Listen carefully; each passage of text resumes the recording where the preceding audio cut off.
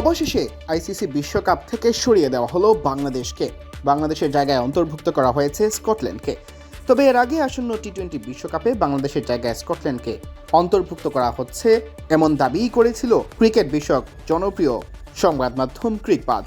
প্রতিবেদনে বলা হয়েছিল, দুবাই আইসিসির সদর দপ্তর থেকে এডিন বড়াই স্কটল্যান্ড ক্রিকেট বোর্ডের সদর দপ্তরে ইতোমধ্যে এ বিষয়ে যোগাযোগ করা হয়েছে।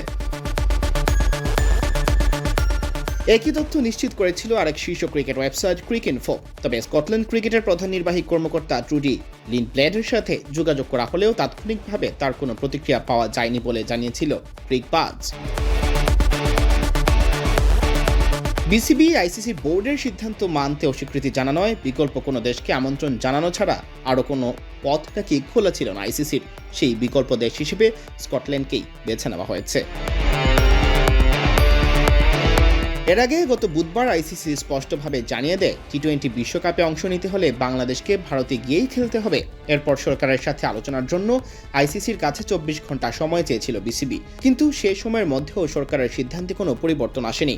তাই বিসিবি সাফ জানিয়ে দেয়, নিরাপত্তা আশঙ্কার কারণে ভেন্যু পরিবর্তন করা না হলে এবারের টি-20 বিশ্বকাপে অংশ নেবে না বাংলাদেশ। বিশ্বকাপে জায়গা না পাওয়া দলগুলোর মধ্যে সর্বোচ্চ র্যাঙ্কধারী দল হয় স্কটল্যান্ডকে বাংলাদেশের বিকল্প হিসেবে বিবেচনা করা হয়। ফলে টি-20 বিশ্বকাপের সি গ্রুপে বাংলাদেশের জায়গায় খেলবে স্কটিশরা। সূচি অনুযায়ী 7 ফেব্রুয়ারি ওয়েস্ট ইন্ডিজ, 9 ফেব্রুয়ারি ইটালি, 14 ফেব্রুয়ারি ইংল্যান্ডের বিপক্ষে কলকাতায় মাঠে নামবে স্কটল্যান্ড। এরপর 17 ফেব্রুয়ারি মুম্বাইয়ে নেপালের মুখোমুখি হবে স্কটিশরা।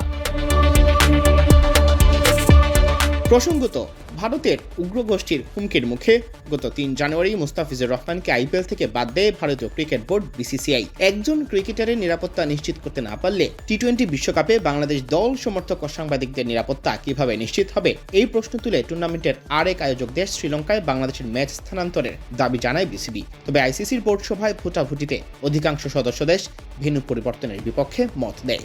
এই সিদ্ধান্তে আন্তর্জাতিক ক্রিকেটে বাংলাদেশের ভবিষ্যৎ অংশগ্রহণ ও আইসিসির সঙ্গে সম্পর্ক নিয়ে নতুন করে তৈরি হয়েছে অনিশ্চয়তা। সিয়াম চৌধুরী, বিডি ক্রিক টাইম।